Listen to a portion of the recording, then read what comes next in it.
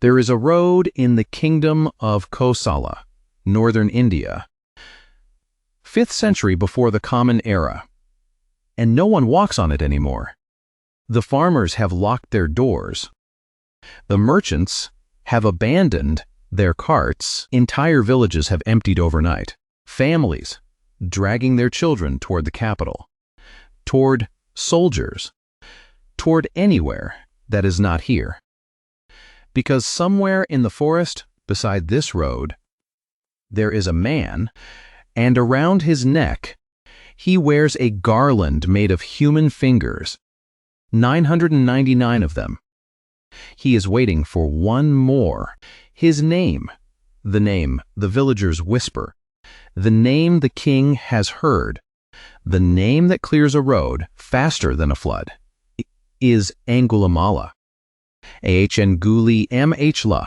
It means finger garland. That is not the name his mother gave him.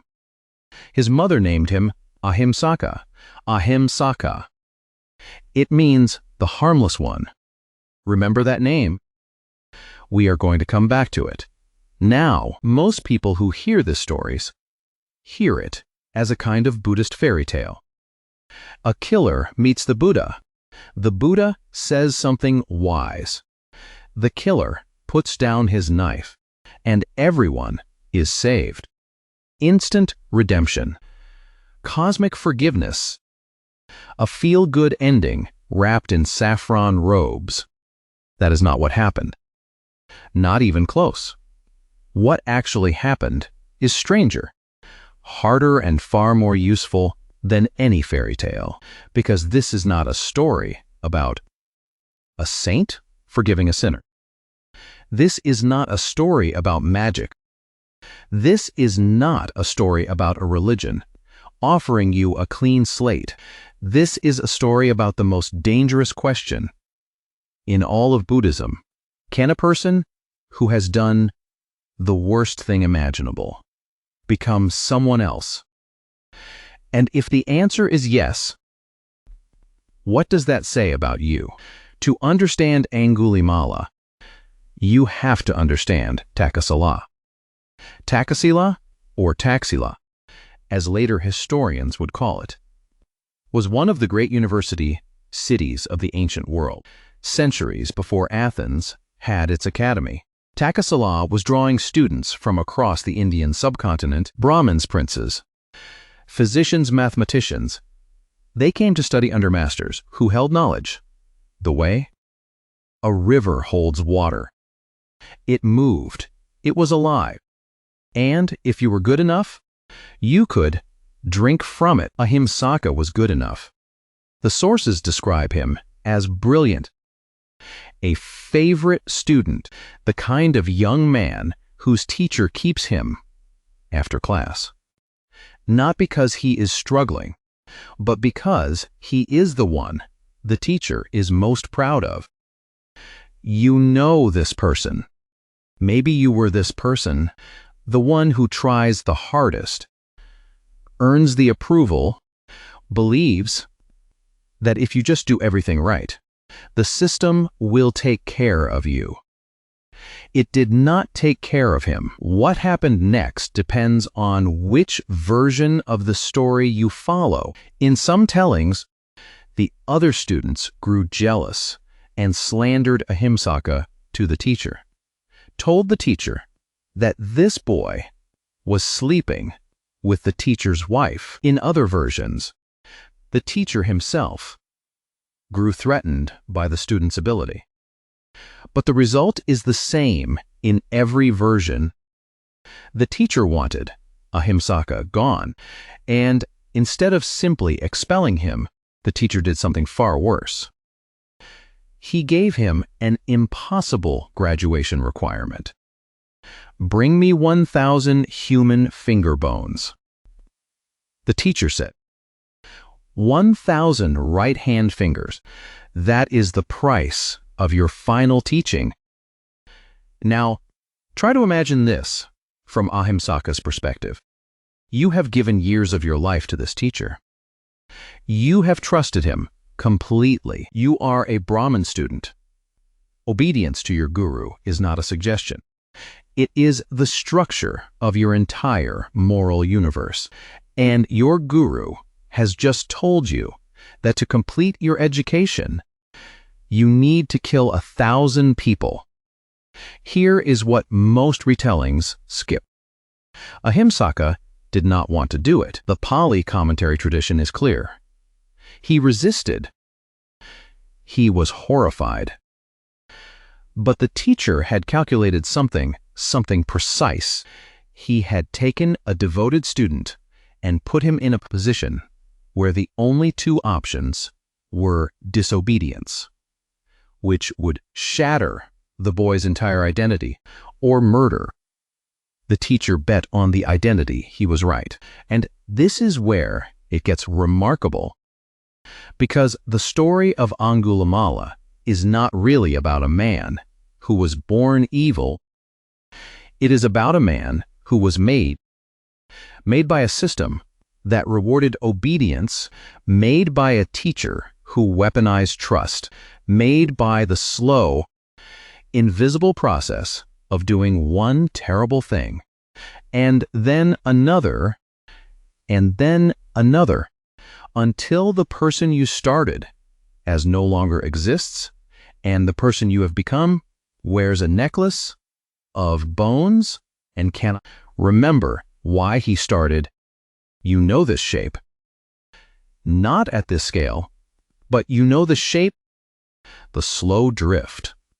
The moment you realize you have become someone you do not recognize, the relationship you stayed in too long, the job that changed you, the habit that started as a choice and became a cage. Angulimāla is the extreme case, but the mechanism is universal. By the time we meet him on that empty road, he has 999 fingers. He has terrorized an entire region. King Pasenadi of Kosala, one of the most powerful rulers in northern India, has assembled a military force to hunt him down and kill him. But it gets stranger, because there is one more person walking toward the forest. And it is not a soldier. It is his mother, Mantani. She has heard what her son has become, and she is walking toward him anyway, not to stop him, not with a plan, but because she is his mother, and she cannot sit in her house while her child is out there becoming a thing the world will destroy. She does not know that she is about to become number 1,000. The texts are explicit about this. Angulimāla sees his mother approaching, and he makes a decision. She will be the last one. One more finger, his own mother's finger, and then the garland is complete, and the teacher's task is done. And maybe he can stop. Pay attention to this. A man stands at the edge of killing his own mother, not because he hates her, because the logic of what he has already done has carried him to a place where this is the next step. 999 steps. And each one made the next one easier. That is how it works. That is always how it works. And right here, at this exact moment, the Buddha arrives, not with an army, not with a weapon, not with a plan anyone around him can understand. The monks try to stop him. The villagers beg him not to go. Everyone who knows what is in that forest tells the Buddha the same thing. That man will kill you. The Buddha walks into the forest alone. There is a detail in the Majjhima Nikaya that I want you to hold. When the Buddha enters that road, he does not walk quickly. He does not walk cautiously. He walks at his normal pace, the same pace he would walk to collect alms in a village. The same pace he would walk through a garden as if the most dangerous man in Kosala is not standing 50 yards ahead with a knife and a garland of human fingers, and the need for just one more. And Angulimala sees him and begins to run. So let me tell you where we are. A man with 999 human fingers around his neck has just spotted the Buddha walking alone on an empty road. He was about to kill his own mother. Now he has a new target. He is running at full speed toward a man who is not running away. Stay with me, because what happens next is one of the strangest scenes in all of ancient literature. If this is the kind of content that makes you stop and think, really think, about what these ancient teachings actually mean for your life right now, subscribe to Dharma, Made Simple. We go deep into the original sources. No fluff, no fairy tales. Just the original sources, and why they still cut through 2,500 years later. Angulimala runs. He is fast. The suttas describe him as capable of outrunning a galloping horse, of catching a speeding chariot. He has chased down 999 people. Not one of them escaped, and now he is sprinting toward a single unarmed monk walking on a dirt road, and he cannot catch him. The Buddha does not change his stride. He does not flinch. He does not even look over his shoulder. He walks at the same calm pace, and Angulimala, running at full force, cannot close the distance. The Majjhima Nikaya presents this as a supernatural event, and you can take it that way if you like, but there is a psychological reading that is just as powerful. For the first time in his life, Angulimala has encountered someone who is not afraid of him. Every person he has ever chased ran from him. Their fear was the engine, the panic, the scrambling, the stumbling. That was the dynamic he understood. Chase and flee, predator and prey. But the Buddha has broken the pattern. He is not fleeing. He is not fighting. He is not doing anything. Angulimala has a script for. And when someone breaks your script, when the pattern you have built your entire identity around suddenly does not work, you do not speed up. You stall. Finally, Angulimala stops running. He is panting. He is confused. And he shouts, "Stop, recluse, stop." The Buddha does not stop walking, but he answers. And the answer is the hinge on which this entire story turns. I have stopped. Angulimala, you stop too. One sentence, 7 words in English. And every word is doing something different from what Angulimala thinks it means, because Angulimala hears stop as a physical command. Stop walking. Stand still. Let me reach you. But the Buddha is using the word differently. I have stopped means I have stopped harming. I have stopped being driven by craving, by aversion, by the momentum of blind reaction. I stopped a long time ago. You stop too. Not, you are stopped. Not, I will stop you. Not, stop or else. Just, you stop too.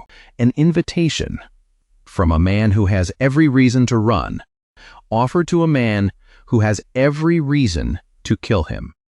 Here is the part nobody tells you. Angulimala does not need convincing. The text does not describe a long negotiation, a theological debate, a careful argument. Angulimala hears those words and something in him collapses. He throws down his weapons, he falls to his knees, and he asks the Buddha to ordain him. Right there, on the road. In the forest where he is killed, 999 people, the Buddha says, "Come, monk." 2 words. That is the ordination. In the early Sangha, that was enough. Come, monk, and the man who had been Angulimāla, finger garland, terror, the name that emptied roads, becomes a bhikkhu. A monk, a beginner. Now, this is where most retellings end. The killer puts down his knife. The Buddha shows compassion, roll credits. But the actual sutta keeps going. And what comes next is the part that makes this story something more than a miracle tale. The Pali word I want you to hear is kamma. Kamma, you know it as karma. But forget what you think karma means. Forget cosmic justice. Forget the universe keeping score. In the Buddha's teaching, kamma means intentional action. What you do on purpose, with awareness, that is kamma. And every intentional action has consequences. Not as punishment, not as reward, as a natural process. The way a seed has consequences. The way a thrown stone has consequences. And here is what the teaching on kamma actually says about Angulimāla. It does not say his past is erased. It does not say he is forgiven and the slate is clean. It says something far more demanding and far more liberating at the same time. That the person who committed those 999 acts of violence and the person who is standing here, now in a monk's robe, are connected, but they are not identical. Kamma is about what you did. But identity, who you are, is about what you are doing now. You are not a thing. You are a process, and a process can change direction. This is not how most people understand karma. Most people understand karma as a ledger. You do bad, bad comes back to you. You do good, good returns. The Buddha rejected this framing explicitly. In the Angulimāla Sutta itself, the proof comes walking through the streets. Because King Pasenadi arrives. The king has brought an army, soldiers' chariots, the full machinery of state violence, all assembled to hunt down and execute the most wanted man in Kosala. He arrives at the Buddha's monastery. Ananda the Buddha's attendant was watching, and the Buddha asks the king a question.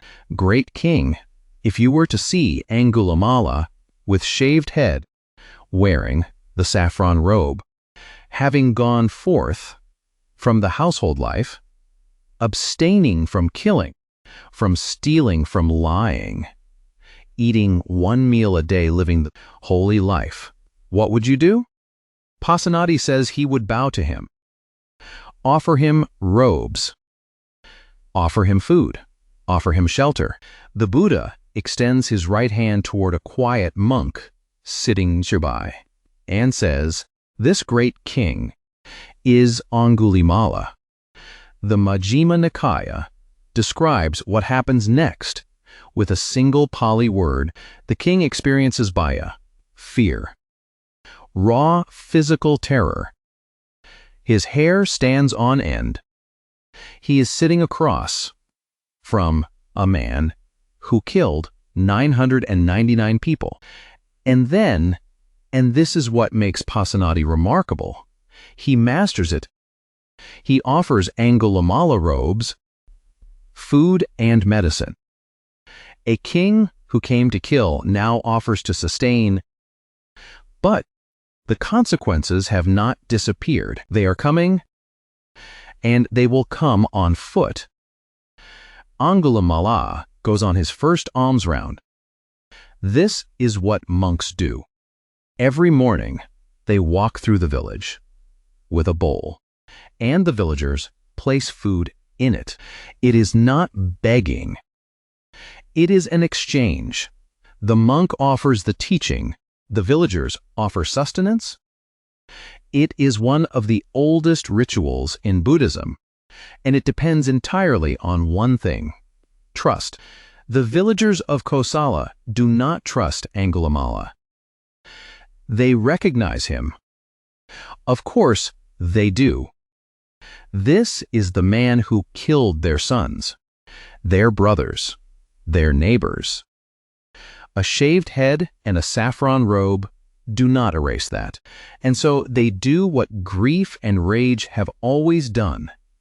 When they finally get access to the person who caused them, they throw stones. The texts are not gentle about this. Angulimāla returns to the Buddha, with his bowl shattered, his robe torn, his head bleeding. He has been hit with rocks, with sticks, with broken pottery. He is a monk now, which means he cannot fight back, cannot run, cannot defend himself. He simply walks through it, and when he reaches the Buddha, bloodied, broken, kneeling, the Buddha does not say what you expect him to say. He does not say, "I will protect you." He does not say, "This is unjust." He does not say, "They should not have done that." He says, "Bear it. Brahman, bear it. You are experiencing here and now the result of deeds for which you might have been tortured in hell for many years, for many hundreds of years, for many thousands of years." Sit with that for a moment. The Buddha is not excusing the violence of the villagers. He is not saying Angulimāla deserves to be stoned. He is saying something far more precise. He is saying, this is your karma ripening. It is ripening now, in this life, in this body, on this road, instead of compounding across lifetimes. And that is not a curse. That is a mercy. Because it means the account is closing, the debt is being paid in a currency you can survive.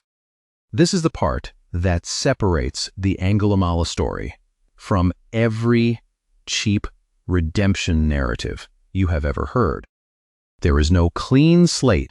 There is no moment where the past simply vanishes. Because you have changed. The past has weight. Consequences are real. 999 people are still dead. Their families still grieve, and Angulimāla, the new Angulimāla, the monk, the man who has genuinely changed, still has to walk through that grief. Every single morning, with an empty bowl and a bowed head. Change does not erase, it redirects, and then something unexpected happens. Angulimāla is walking one day. We do not know how many weeks or months later, and he encounters a woman in the agony of a difficult childbirth. She is suffering, the child is stuck.